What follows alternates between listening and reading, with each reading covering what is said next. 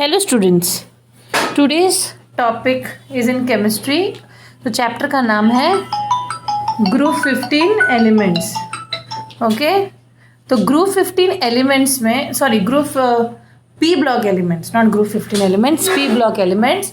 तो P block elements में कौन कौन सी ग्रुप आती है? Group 13, group 14, right, group 15, group 16, group 17, group 18. यहाँ की ग्रुप 13, 14, 15, 16, 17, 18, ये सारे ग्रुप कौन से एलिमेंट्स हैं?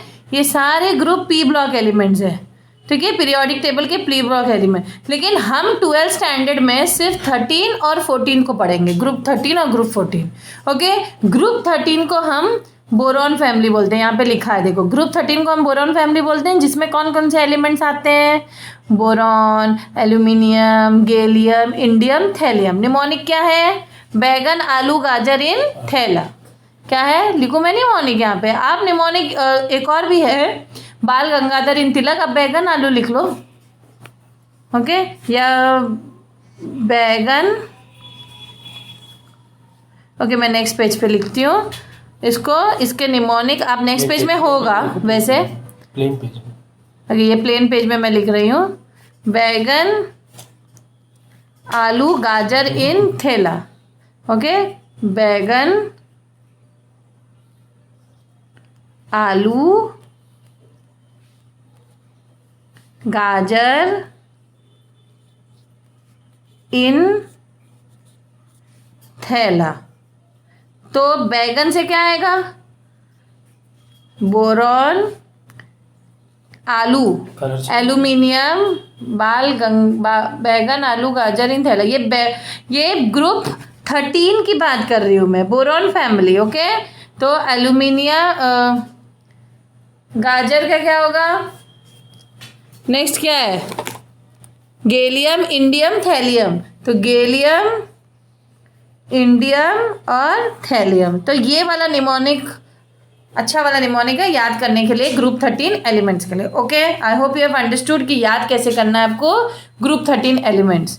ओके, तो यहाँ पे यही दिया गया है कि boron, aluminium and gallium, indium, thallium belongs to group 13 element, जो पी ब्लॉक एलिमेंट का अंदर आते हैं. तो क्या, और इसमें इसको हम क्या बोलते हैं? इनको हम बोलते हैं बोरॉन फैमिली. क्या बोलते हैं? Boron family. Okay, good. अब नेक्स्ट जाते हैं इनके इलेक्ट्रॉनिक कॉन्फ़िगरेशन के ऊपर.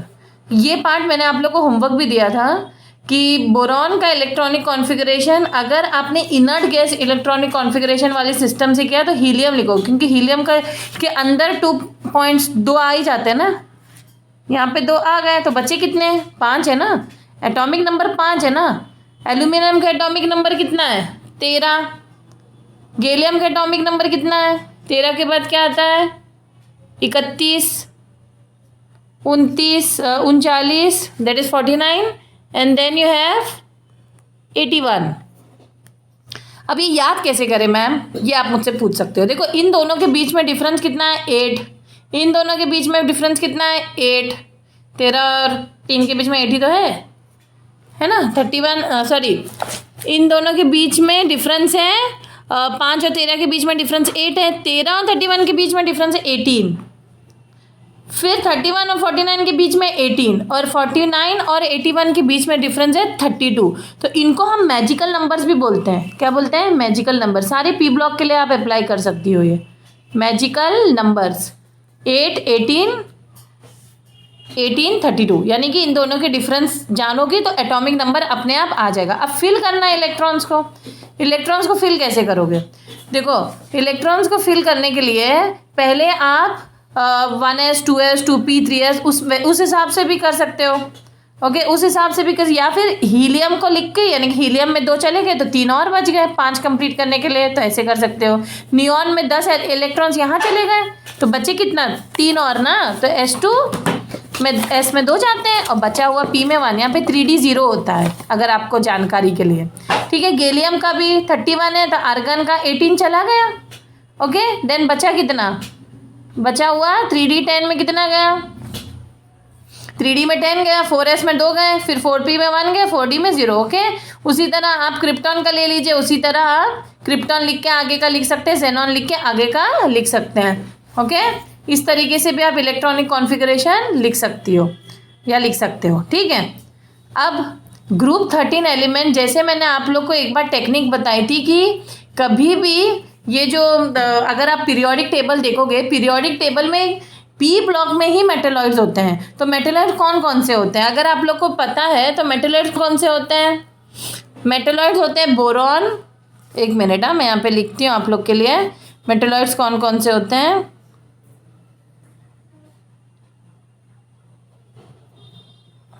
बोरॉन एक मेटेलॉइड है, सॉरी बोरॉन नॉन मेटल भी है, मेटेलॉइड भी है। फिर बच्चे सीता, गीता, आस्था, सबको टेनिस आता है ना, आस्था सबको टेनिस आता। तो सबको कैसे लिखोगे? देखो, बोरॉन, सिलिकॉन, ओके, गीता यानी कि जर्मेनियम, आस्था यानी कि AS, ओके, आर्सेनिक, ओके, सबको यानी कि SB लिख दो, और टेनिस आता तो एस्टेनिन है, कुछ लोग उसको कंसिडर करते हैं, कुछ लोग नहीं करते हैं। तो यहाँ पे पोलोनियम भी एक मेटेलॉइड है। तो ये सारी लिस्ट क्या है? मेटेलॉइड के। अगर आप लोग अपने पीरियोडिक टेबल में देखोगे तो मेटेलॉइड के ऊपर वाले एलिमेंट्स क्या होते हैं? Non metal. मेटेलॉइड के नीचे वाले एलिमेंट्स होते हैं मेटल्स। ये मैंने आप लोग को पहले भी बताया था, नीचे वाले होंगे मेटल्स के। मेटेलॉइड्स के ऊपर वाले अगर पीरियोडिक टेबल देखो तो ऊपर वाले एलिमेंट्स होते हैं नॉन मेटल्स, और मेटेलॉइड्स के। तो बच्चे सीता गिरा, ये निमोनिक याद रखना है आपको। निमोनिक कौन सा याद रखना है मेटेलॉइड्स के लिए? मेटेलॉइड्स के लिए आप लोग कौन सा निमोनिक याद करोगे? ओके, मैं लिखती हूँ यहाँ पे, आप लोग नोट कर सकते हो। बच्चे, सीता, गीता, आस्था, सबको टेनिस आता। ओके, बी से boron, silicon, germanium, okay, then you have Astha is arsenic, then you have SB, TE, then you have PO.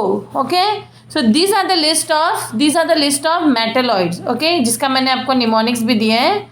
ठीक है, आगे बढ़ते हैं। तो यहाँ पे देखिए, यहाँ पे जनरल वैलेंस शेल इलेक्ट्रॉन्स यानी इलेक्ट्रॉनिक कॉन्फ़िगरेशन का NH2 NP1 होता है। ये सनो, ये तो आपको पॉइंट पता है।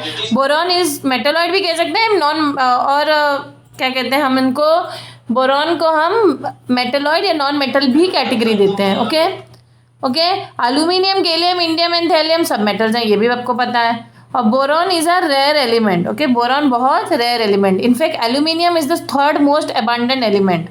अगर हम सिर्फ बोरॉन की बात करेंगे तो बोरॉन जो है जनरली ऑर्थोबोरिक एसिड होता है, H3BO3 ये वाला फॉर्म करता है। हाँ, नेचर में वो इस फॉर्म में रहता है, मतलब प्योर बोरॉन नहीं मिलेगा। या बोरेक्स के फॉर्म में रहेगा, या टिंकल जिसको कहते हैं, बोरिक एसिड होता है। कर्नाइट और रेजोराइट ये भी फॉर्म में होता है। कोलोमेनाइट, यानी कि अगर वो नेचर में किस फॉर्म में अकर होता है तो ये आप लिख सकते हैं। यहाँ पे इसका देखिए स्ट्रक्चर भी दिया गया है, अगर आप लोग यहाँ नोट करोगे तो इसका स्ट्रक्चर भी दिया गया है कि यहाँ पे H3BO3 बना कैसे है। ठीक है, ये यहाँ पे इन्होंने स्ट्रक्चर दे दिया। ठीक है, अब और अगर इसके बारे में हम लोग बात करें तो 2 आइसोटिक फॉर्म्स ऑफ बोरॉन B10 और B11। जनरली क्या होता है बोरॉन का एटॉमिक नंबर क्या है? B5 है ना, लेकिन B10 और B11 फॉर्म भी होता है इसका। Aluminium is the most abundant. अब नेक्स्ट बात करते हैं एल्यूमिनियम की। तो एल्यूमिनियम की बात करेंगे तो it is the third most abundant metal in the earth. यहाँ पे लिखा है, देखो ये पॉइंट लिखा है, ये पॉइंट को आप लोग नोट करिए, third most abundant metal. Okay, next याद रखना, बोरॉन रेयर है, एल्यूमिनियम थर्ड मोस्ट अबंडेंट है। और इंपॉर्टेंट मिनरल फॉर्म में, ज़मीन में तो मिनरल फॉर्म में ना, प्योर फॉर्म में मिलना मुश्किल है। तो मिनरल फॉर्म कौन सा है? कोरंडम है। ओके, देन यू हैव, एक मिनट, कौन कौन सा फॉर्म है देखिए, कोरंडम है, डायस्पोर है, बॉक्साइट है, जिप्साइट है, क्रायोलाइट है, फेल्सपर है। इन सब के आपको इक्वेशंस भी मतलब इसके कंपाउंड फॉर्म का जो ओके है वो आपको याद करना है, ठीक है। Al2O को हम कोरंडम बोलते हैं, तो एग्जाम में आ सकता है ना कोरंडम का आप कंपाउंड लिख के दिखाइए, तो आपको आना चाहिए, ठीक है। आगे बढ़ते हैं। ग्रुप 13 एलिमेंट्स में अगर एटॉमिक रेडियस की बात, पहले तो अबंडेंस की बात की तो मैंने कहा कि अबंडेंस सबसे ज़्यादा एल्यूमिनियम का है, थर्ड मोस्ट है, तो भैया अबंडेंट है ही। उसके बाद गैलियम, उसके बाद बोरॉन, उसके बाद thallium, then indium. Atomic radius की बात करो तो down the group atomic radius बढ़ता है, राइट।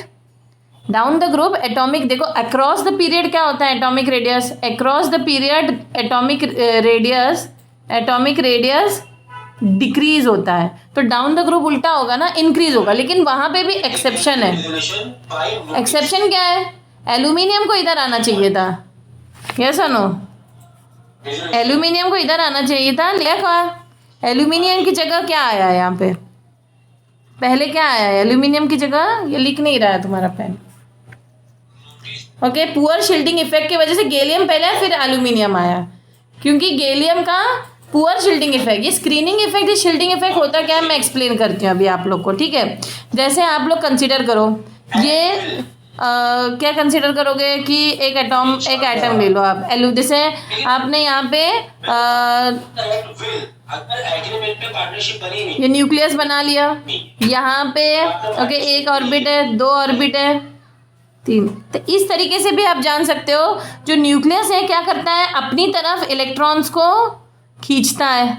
ये सब जो इलेक्ट्रॉन्स होते हैं इनको अपनी तरफ कौन खींचता है, न्यूक्लियस खींचने की कोशिश करता है। इस इफेक्ट को हम क्या कहते हैं, effective nuclear charge. Effective nuclear charge तब इफेक्टिव होता है जब एक ऑर्बिट में बहुत सारे इलेक्ट्रॉन्स हो। लेकिन डाउन द ग्रुप क्या होता है, साइज भी तो बढ़ती है, जब साइज बढ़ती है तो एस ब्लॉक के बाद पी ब्लॉक, स्क्रीनिंग इफेक्ट किसका अच्छा होता है, एस ब्लॉक का अच्छा होता है, फिर पी का होता है, फिर डी का होता है, फिर एफ का होता है। यानी कि ये डी और F poor screening effect show करते हैं, क्या पुअर स्क्रीनिंग। अब पुअर स्क्रीनिंग इफेक्ट मतलब क्या होता है, देखिए यहाँ पे जब इलेक्ट्रॉन्स होते हैं इसके बीच में, अगर जस्ट इमेजिन करो, मैं आपको दूसरे कलर में बताती हूँ। अब ये देखिए आप लोग यहाँ पे इमेजिन करिए, यहाँ पे अगर मैं इन दोनों के बीच में, अब देखो यहाँ से न्यूक्लियस खींच रहा है, न्यूक्लियस के बीच में मैंने कुछ शील्ड लगा दी, एक दीवार खड़ी कर दी, तो ये न्यूक्लियस अपनी तरफ इस इलेक्ट्रॉन को इस इलेक्ट्रॉन, समझो ये वाले इलेक्ट्रॉन न्यूक्लियस अपनी तरफ खींचेगा कैसे पॉसिबल, ये वाले समझो, ये वाला कंसीडर करो, ये वाले इलेक्ट्रॉन को अपनी तरफ कैसे खींचेगा, जब बीच में मैंने दीवार, तो यही काम करता है डी एन एफ। एफ तो दीवार जैसे काम करता है, डी तो फिर भी एक पन्नी जैसे काम करती है, थोड़ा बहुत खींचने देता है। यानी कि डाउन द ग्रुप भले वो न्यूक्लियस खींचना चाहता है अपनी तरफ, लेकिन पुअर स्क्रीनिंग इफेक्ट, इन लोग का पुअर स्क्रीनिंग इफेक्ट है ना, ये लोग क्या करते हैं, ये लोग दीवार नहीं, ये लोग पन्नी जैसा काम करते हैं। तो दीवार जैसा काम कौन करता है, एस ब्लॉक, कि वो बिल्कुल खींचने नहीं देता इलेक्ट्रॉन्स को, और डी और एफ तो पन्नी जैसे काम करती है, यानी कि इलेक्ट्रॉन्स को न्यूक्लियस को खींचने देते हैं। पुअर स्क्रीनिंग इफेक्ट, तो पुअर स्क्रीनिंग इफेक्ट का डेफिनेशन भी अभी मैं आगे डिस्कस करूंगी। अब यहाँ पे इतना समझ लिए कि डाउन द ग्रुप एक्सेप्शन जो है, यहाँ पे जो एक्सटेंशन दिया है गैलियम का एल्यूमिनियम के पहले, down the group atomic radius तो बढ़ना चाहिए, यस और नो, डाउन द ग्रुप तो एटॉमिक रेडियस तो बढ़ना चाहिए, राइट। लेकिन यहाँ पे गैलियम एक्सेप्शन की कैटेगरी में आ जाता है, यस और नो। और यहाँ पे इंडियम और थैलियम को भी तो देखिए, इंडियम और थैलियम, वैसे थैलियम बड़ा है इंडियम से, ठीक है, लेकिन इन लोग का अगर आप साइज वाइज नोट करेंगे, मैं टेबल दिखाऊंगी तो ऑलमोस्ट सिमिलर साइज हो, ज़्यादा यहाँ से यहाँ बहुत इंक्रीज होते हैं, यहाँ पे पुअर शील्डिंग इफेक्ट की वजह थोड़ा बहुत बढ़ जाता है, ठीक है। तो यहाँ पे दिया है एटॉमिक रेडियस, आप लोग समझ गए कि डाउन द ग्रुप इंक्रीज होना चाहिए, लेकिन एक्सेप्शन क्या है, gallium is less than aluminium, ये एक्सेप्शन में आएगा, ये आप लोग को पढ़ना है, ठीक है। फिर आयोनिक रेडियस की बात करो तो आयन बनने के बाद भी वही वाला सिस्टम चलता है, आयोनिक रेडियस का भी, ठीक है। आयन बनने के बाद भी गैलियम का इंडियम से कम है और इंडियम का थैलियम से कम है, ठीक है। अब आगे बढ़ते हैं, आयनिक रेडियस यहाँ पे भी दिया गया है, चाहे तो मैं यहाँ पे भी आप लोग को बता देती हूँ, ठीक है। देखिए यहाँ पे आयोनिक रेडियस का भी कैटेगरी दी है, B3 आयन बनने के बाद, यानी कि इलेक्ट्रॉन लूज करने के बाद, ओके, B3 Al3। तो यहाँ पे भी अगर रेडियस मान लो थेलियम का ज्यादा है, फिर indium and so on and so forth, लेकिन atomic radius across the period decrease होता है, डाउन द ग्रुप इंक्रीज होता है। एक्सेप्शन है गैलियम का, इंडियम से पहले, और गैलियम का एल्यूमिनियम से पहले रखा जाता है, और इंडियम थीलियम ऑलमोस्ट सेम हो जाते हैं, ठीक है। ये आपको याद रखना चाहिए। यहाँ पे वेरी इंपॉर्टेंट मार्क किया गया है। फर्स्ट देखो, कोई भी इलेक्ट्रॉन जब लूज होते हैं, जैसे बोरॉन से, क्योंकि B3 उसका कॉमन ऑक्सीडेशन स्टेट है इस ग्रुप का, तो बोरॉन का अगर आप नोट करोगे, ओके, बोरॉन का +3 अगर ऑक्सीडेशन स्टेट है, जब भी याद रखें, अभी मैं ऑक्सीडेशन स्टेट डिस्कस करूंगी।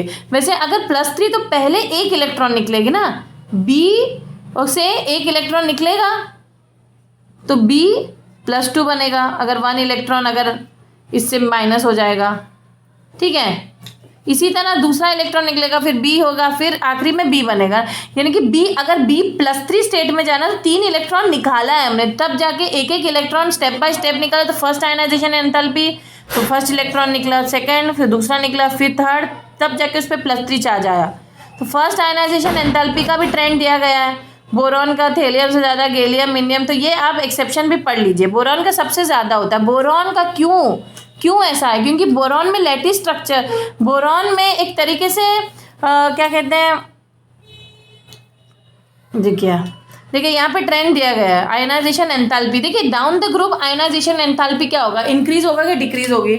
Down the group ionisation enthalpy decrease होती है, ओके। तो डिक्रीज होती है, तो सबसे कम किसका होगा? इंडियम का होगा, है ना। आयनाइजेशन एंथैल्पी सबसे कम फर्स्ट इंडियम का होगा, सबसे कम, फिर उससे ज़्यादा एल्यूमिनियम का। देखो एल्यूमिनियम का क्यों इधर लिया गया है, क्योंकि एल्यूमिनियम एक अच्छा मेटल है, मतलब लैटिस स्ट्रक्चर स्ट्रॉन्ग है, तो थोड़ा सा आयनाइजेशन एंथैल्पी इसमें ज़्यादा लगता है। फिर गैलियम, फिर थेलियम, तो ये थोड़ा सा आपको वेरी इंपॉर्टेंट है, याद करनी पड़ेगी।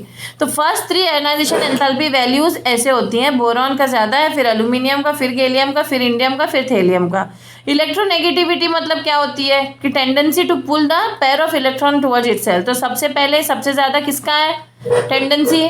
डाउन द ग्रुप क्या होता है, across the period electronegativity increases, तो डाउन द ग्रुप डिक्रीज होगा। लेकिन again according to Pauling aluminium का सबसे कम है, बस यही वाला एक्सेप्शन है, आपको याद रखना है, ठीक है। फिजिकल प्लीज एक्सेप्शंस अच्छे से याद रखिए, चाहे तो मैं निमोनिक आप लोग को किसी दिन दे दूंगी एक्सेप्शन का, लेकिन एक्सेप्शन अच्छे से याद करिए। फिजिकल प्रॉपर्टीज, तो गैलियम, तो अगर हम गैलियम की बात करें, स्पेशली यहाँ पे स्ट्रक्चर दिया गया है इसको आइकोसाहेड्रॉन स्ट्रक्चर बोलते हैं, ठीक है। गैलियम के स्ट्रक्चर को गैलियम नहीं, बोरॉन के स्ट्रक्चर को आइकोसाहेड्रॉन स्ट्रक्चर बोलते हैं। तो यहाँ पे ये स्ट्रक्चर बिल्कुल देखो एक लेटेस्ट स्ट्रक्चर है, स्ट्रॉन्ग है, तो इसकी इसलिए अनएक्सपेक्टेडली इसकी, देखो ये लिखी नहीं रही है, अनएक्सपेक्टेडली इसकी मेल्टिंग और बॉइलिंग पॉइंट बहुत हाई है। मेल्टिंग और बॉइलिंग पॉइंट की, इसके स्ट्रक्चर की वजह से इसकी बॉइलिंग और मेल्टिंग पॉइंट काफ़ी हाई है। अगर यहाँ पे तो हाई दिखाया गया है, लेकिन बहुत हाई है, याद रखना है आपको। गैलियम तो क्या लिक्विड, समर में तो एकदम लिक्विड जैसा दिखाया जाता है, जैसे से नीचे दावते हो तो वो नॉन मेटेलिक कैरेक्टर यहाँ पे देखो ये ज़्यादा स्ट्रॉन्ग है बॉइलिंग और मेल्टिंग पॉइंट, बोरॉन और एल्यूमिनियम का, ओके। वैसे तो मेटेलिक कैरेक्टर बढ़ता है डाउन द ग्रुप, लेकिन यहाँ पे पुअर स्क्रीनिंग इफेक्ट की वजह से बोरॉन और एल्यूमिनियम के स्ट्रक्चर की वजह, स्पेशली बोरॉन का, तो काफ़ी हाई होता है melting point, because it exist as a giant covalent polymer. What you call it as giant covalent, ये वाला पॉइंट पॉलीमर, ओके। और इसीलिए इसका जो आइकोसाहेड्रॉन स्ट्रक्चर है, ये 20 फेजेस का देखे ना आप लोग, इसको गौर से देखिए इस स्ट्रक्चर को, 12 कॉर्नर है, 12 फेसेस हैं। और आप लोग को जानते हो कि लेटिस स्ट्रक्चर जितना मजबूत होगा उतना ज़्यादा तोड़ने में उसको मुश्किल होगी, इसीलिए बॉइलिंग पॉइंट और मेल्टिंग पॉइंट किसका हाई है? बोरॉन का very very very very high है, ओके। फिर एल्यूमिनियम का आता है, फिर गैलियम, फिर इंडियम, फिर थैलियम, ओके। नेक्स्ट बढ़ते हैं। प्रॉपर्टीज तो आप लोग फिजिकल समझ गए, इनमें एक आध और प्रॉपर्टीज हैं। यहाँ पे देखिए मेन टॉपिक आ गया ऑक्सीडेशन स्टेट। देखो ये वाला जो ग्रुप है ऑक्सीडेशन स्टेट, मतलब पहली बात तो क्या होता है ऑक्सीडेशन स्टेट, मतलब कितने इलेक्ट्रॉन्स ये लूज करके या शेयर करके ये क्या बना सकते हैं, कंपाउंड्स बना सकते हैं। तो पहली बात तो ऑक्सीडेशन स्टेट इस ग्रुप का +1 भी है +3 भी है। क्यों है +1 और +2? देखें इसका NH2 ओके NH2 है ओके NP1 तो अगर सिर्फ एक छोड़ेंगे, एक भी इलेक्ट्रॉन दे सकते हैं, एक देंगे तो +1 होगा, एक इलेक्ट्रॉन देंगे तो +1 ऑक्सीडेशन। अगर तीनों देंगे, ये तीनों भी दे सकते हैं, वैलेंस इलेक्ट्रॉन है ना, तीनों देंगे तो +3 होगा। तो इनके ऑक्सीडेशन स्टेट +3 भी हो सकते हैं, +1 भी हो गए। याद रखिए, वेरी वेरी इंपॉर्टेंट बात याद रखना कि जितने एलिमेंट्स ऊपर होंगे, हायर एलिमेंट्स का हायर ऑक्सीडेशन स्टेट स्टेबल होता है, यानी कि +3, और लोअर एलिमेंट्स का लोअर ऑक्सीडेशन स्टेट स्टेबल होता है, यानी कि +1। ये एक बात गौर से याद रखना। चाहे तो मैं ये नोट भी करवा लेती हूँ, लेकिन यहाँ पे कुछ और बातें दी हुई है, ये भी आप लोग नोट करिए, ठीक है। Inert pair effect, valence shell का जो s electron pair is reluctant to involve in bonding. ये तो मैंने जैसे कहा, p ब्लॉक तो होता ही है, NS2p NP1 भी हो सकता है, 1 to लेके 6 हो सकता है ना p ब्लॉक एलिमेंट्स में। तो इसका तो NP1 है, तो 1 भी इन्वॉल्व हो सकता है, NS के भी 2 इलेक्ट्रॉन्स इन्वॉल्व हो सकते हैं। तो down the group screening effect increases, मैंने कहा स्क्रीनिंग इफेक्ट बढ़ जाती है, ऐसा नो। और एल्यूमिनियम, गैलियम, इंडियम, थेलियम, इनका आप लोग देख सकते हो स्क्रीनिंग इफेक्ट किसका ज़्यादा है ना। इसीलिए stability of +1 down the group increase होती है, डाउन द ग्रुप स्टेबिलिटी बढ़ जाती है। मैंने कहा एक सिंपल सा निमोनिक याद रखिए आप लोग, ज़्यादा टेंशन मत लीजिए। देखो मैंने कहा कि 2 ऑक्सीडेशन स्टेट इसके पॉसिबल है, कौन कौन से, रुके यहाँ पे मैं लिखती हूँ कौन कौन से ऑक्सीडेशन से, +3 और +1। लेकिन हायर एलिमेंट्स के लिए +3 स्टेबल है, हायर एलिमेंट्स के लिए हायर, ये सबके लिए अप्लाई करना आप, मतलब p ब्लॉक के हर सब एलिमेंट्स के लिए हायर ऑक्सीडेशन स्टेट स्टेबल है। और लोअर एलिमेंट्स के लिए, यहाँ पे तो लोअर एलिमेंट्स का लोअर ऑक्सीडेशन स्टेट यहाँ पे +1 ही है, तो लोअर ऑक्सीडेशन स्टेट जो है लोअर एलिमेंट्स के लिए स्टेबल है, लोअर एलिमेंट्स के लिए लोअर ऑक्सीडेशन स्टेट स्टेबल है। सिंपल सी बात है, इसको बीच में आप डिवाइड कर लो। +3 ऑक्सीडेशन स्टेट जैसे बोरॉन और एल्यूमिनियम का +3 ऑक्सीडेशन स्टेट स्टेबल है, लेकिन जैसे जैसे नीचे जाओगे इनका लोअर ऑक्सीडेशन स्टेट, जबकि यानी कि +1 stable, due to again screening effect, shielding effect. यही रीजन होगा हर बार, पुअर स्क्रीनिंग इफेक्ट, ठीक है। पुअर स्क्रीनिंग इफेक्ट होने की वजह से अंदर जो NH2 वाले इलेक्ट्रॉन्स वो छोड़ते नहीं है न्यूक्लियस, लॉजिक है, ठीक है। तो ये पॉइंट्स आप लोग रिफर करना। अब आगे बढ़िए, यहाँ पे ऑर्डर ऑफ SRP वैल्यूज, ये ऑक्सीडेशन स्टेट के वैल्यूज हैं, ये इतना ज़रूरी नहीं है आप लोग को, ओके।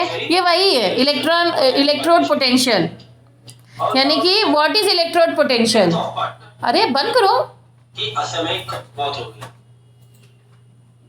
इलेक्ट्रोड पोटेंशियल क्या होता है। इलेक्ट्रोड पोटेंशियल आपको क्या बताएगा, पहली बात तो इलेक्ट्रॉन, देखो 2 टाइप के होते हैं इलेक्ट्रोड पोटेंशियल, ऑक्सीडेशन पोटेंशियल और रिडक्शन पोटेंशियल।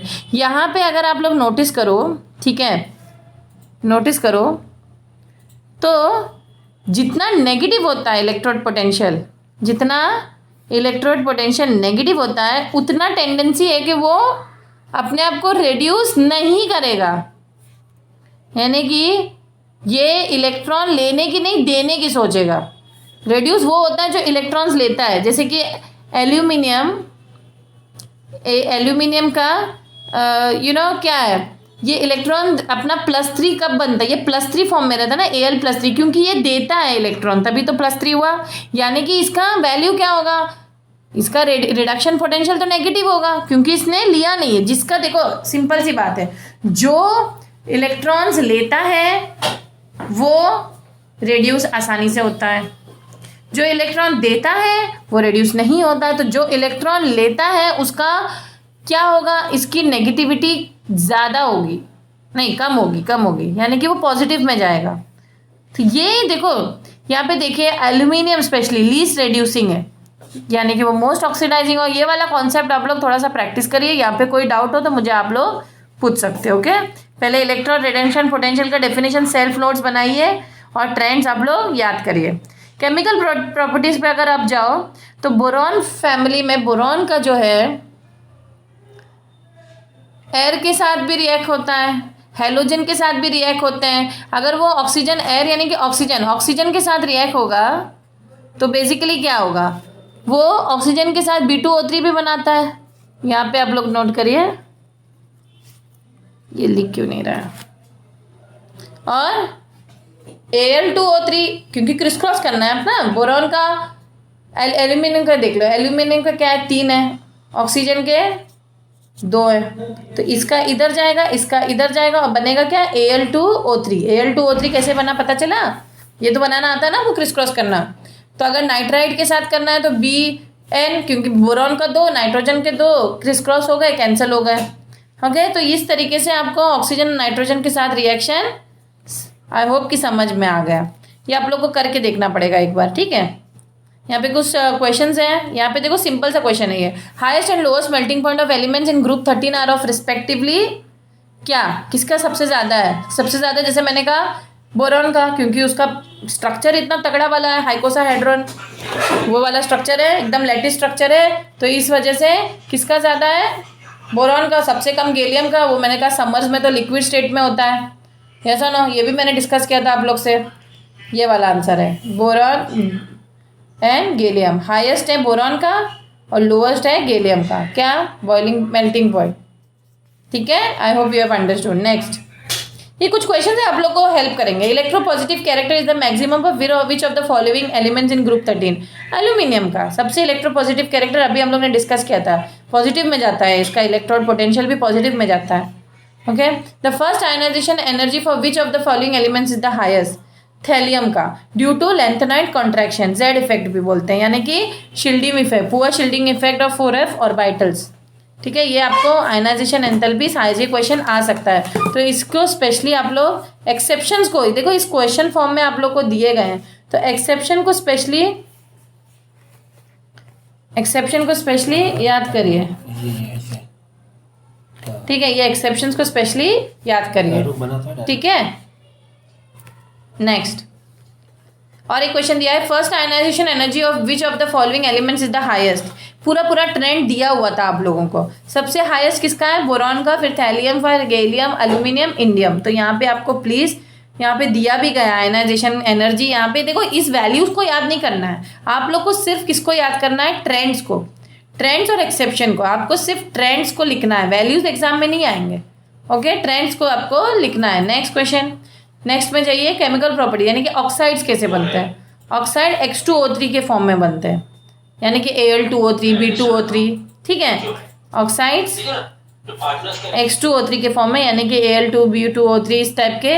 और जो B2O3 होते हैं वो एसिडिक होते हैं, जो ये बीच के Al2O3, GaO3 ये एम्फोटेरिक फॉर्म के होते हैं, यानी कि एसिडिक बेसिक दोनों होते हैं, और ये बेसिक होते हैं, ठीक है। जो इंडियम के जो ऑक्साइड्स होते हैं या थैलियम के ऑक्साइड्स बेसिक, ये याद करना पड़ेगा बेटा, ये चैप्टर थोड़ा लर्निंग वाला है।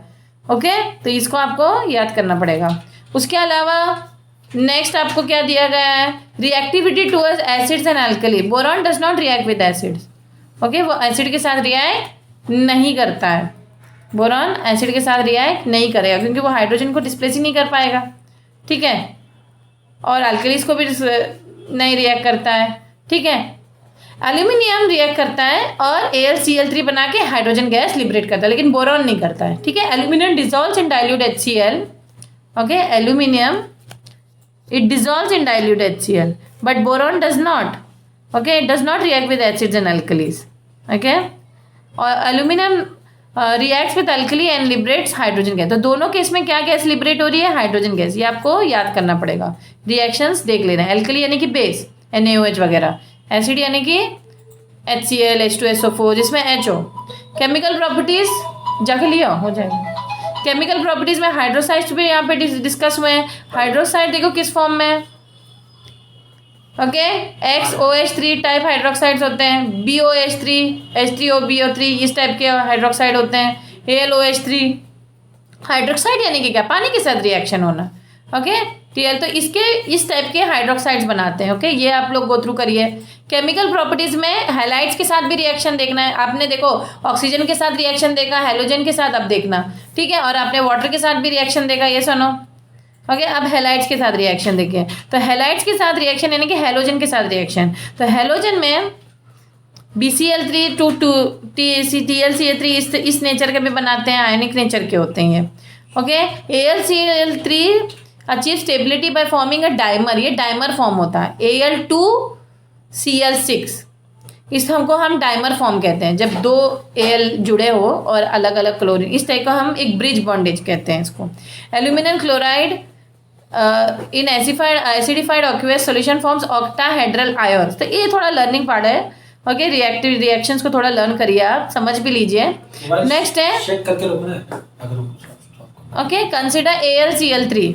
ओके, केमिकल प्रॉपर्टीज, अगर इसी का आपको नोट करना है तो कैसे करोगे AlCl3 का। ओके, यहाँ पे कितना kg रिक्वायर्ड, देखो Al से Al3+ में कन्वर्ट करने के लिए ऑब्वियसली तुम्हें क्या हीट देनी पड़ेगी कि क्या कोई Al3+ हो रहा है, यानी कि तुम वहां से इलेक्ट्रॉन निकाल रहे हो, यानी कि जब भी हम इलेक्ट्रॉन्स निकालते हैं तो क्या होता है, एनर्जी देनी पड़ती है, यानी कि पॉजिटिव हुआ, और एनर्जी निकलती है तो नेगेटिव हुआ। हाइड्रेशन एनर्जी में क्या हो रहा है, दो चीज़ें बॉन्ड बन रहा है। हाइड्रेशन एनर्जी नेगेटिव होती है, और हमेशा याद रखिए बॉन हेबर्स प्रोसेस आपने पढ़ा ही होगा ना, कि एक टोटल एनर्जी जो एक पूरा जो एनर्जी लगता है कंपाउंड बनने में, तो हमने क्या पढ़ा था, हमने पढ़ा था बॉन हेबर साइकिल, अभी प्रीवियस चैप्टर केमिकल बॉन्डिंग में पढ़ा था हम लोगों ने, ठीक है, उसको हमने क्या बॉन हेबर साइकिल पढ़ा था। तो बॉन हेबर साइकिल में हमने टोटल एनर्जी क्या पढ़ी थी कि किस किस एनर्जी को ऐड करते हैं हम लोग, hydrogen ΔH plus sublimation ΔSH, ये सब ऐड करके आयनाइजेशन एंथैल्पी को ऐड करते थे, जिसमें हाइड्रेशन एनर्जी है, हाइड्रेशन एनर्जी वो नेगेटिव होती थी। तो इतना याद रखिए कि सबके हाइड्रेशन सबके एनर्जी याद नहीं रखना है, ट्रेंड्स आपको बेसिकली याद रखना है। देखिए अब नेक्स्ट इसमें देखिए, नेक्स्ट है ट्राइहैलाइड्स ऑफ बोरॉन BF3Cl3 ट्राइहैलाइड्स बने हैं ना, B3 मतलब 3 ऑक्सीडेशन स्टेट है बोरॉन का। यहाँ पे फ्लोरीन का एक है ऑक्सीडेशन स्टेट, बोरॉन का ऑक्सीडेशन स्टेट 3 है, फ्लोरीन का एक है, क्रिस क्रॉस करके क्या बना BF3 तो बना। इस तरफ से इसको हम ट्राइहैलाइड्स कहते हैं। ओके, बनते कैसे इन लोग, B2O3 को कैल्शियम फ्लोराइड और H2SO4 से रिएक्ट करो, BF3 बन जाएगा, और कैल्शियम सल्फेट और वाटर रिलीज हो जाएगा। BF3 does not undergo hydrolysis completely and release, but remaining trihalides of boron undergo hydrolysis to form boric acid. सिर्फ BF3 हाइड्रोलिसिस क्यों, क्योंकि F बहुत इलेक्ट्रोनेगेटिव होता है, वो हाइड्रोजन बॉन्डिंग कर बैठता है, इसीलिए वो घुलता नहीं है। हाइड्रोलिसिस ऑफ BF3 देखिए यहाँ पे दिया गया है, इतना डिटेल में आप लोग को नहीं आएगा, लेकिन अगर आपको ये रिएक्शन प्रैक्टिस करना है आप कर सकते हो। BF3 देखो, BF3 का स्ट्रक्चर आप लोग नोट कर सकते हो यहाँ पे, B11F1 और ये एक F, क्योंकि 3 वैलेंसी है ना, दो तो यहाँ गए, एक इन लोगों ने फुलफिल कर दिया। ओके, केमिकल प्रॉपर्टीज में और इंपॉर्टेंट डाइहैलाइड्स भी बनते हैं, GaCl2 InCl2। Okay, this are more property return है Ga+। Okay, oxidation state of gallium in GaCl2 क्या होगा, +1 या +3 होगा, ये सुनो। बोरॉन का यहाँ पे स्ट्रक्चर दिया गया है, आइकोसाहेड्रॉन स्ट्रक्चर। ये स्ट्रक्चर बेसिकली अगर बनाने के लिए तो नहीं आएगा, लेकिन ये आपको समझने के लिए यहाँ पे दिया है। ओके, 3 आइसोमर यहाँ पे बनते हैं। प्रिपरेशन क्या होगा, amorphous boron is obtain by heating B2O3। B2O3 को आप हीट करिए, एमॉर्फस बोरॉन बन जाएगा।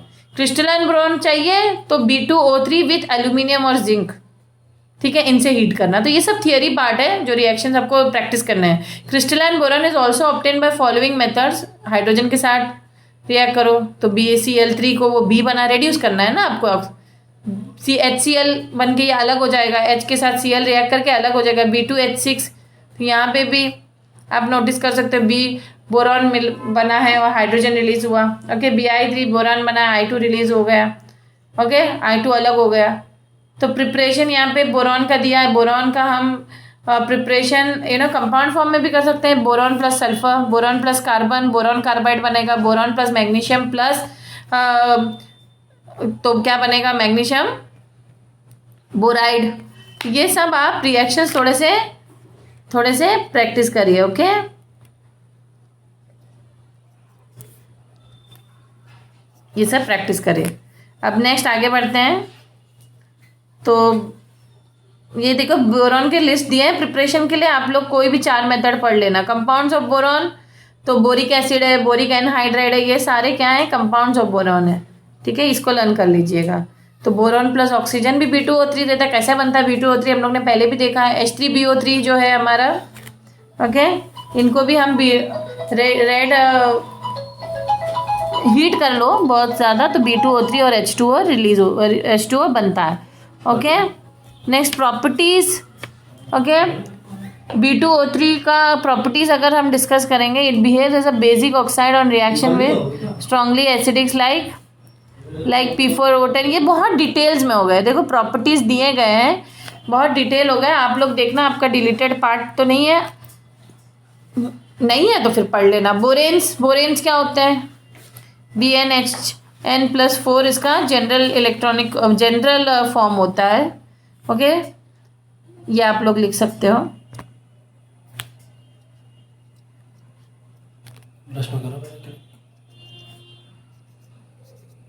ये सारे पॉइंट्स गो थ्रू करिए। नीडोबोरेन्स, एरेक्नोबोरेन्स, नीडोबोरेन्स आर स्टेबल देन एरेक्नोबोरेन्स। अगर क्वेश्चन आया तो कौन, नीडोबोरेन्स B2H6 है, डाइबोरेन B5H9 है, पेंटाबोरेन। तो ये सब नोमेनक्लेचर है, आप लोग को थोड़ा याद रखना पड़ेगा। Compounds of boron, diborane, preparation भी है यहाँ पे, प्रिपरेशन दिया गया है। प्रॉपर्टीज कंपाउंड्स ऑफ बोरॉन का क्या है, it Burns in oxygen releasing an enormous amount of heat. Okay, बहुत सारा हीट रिलीज होता है अगर जब ये बर्न होता है। ठीक है, और कंपाउंड्स ऑफ बोरॉन में सिमेट्रिकल क्लीवेज देखो, क्लीवेज यानी कि तोड़ने की टेंडेंसी।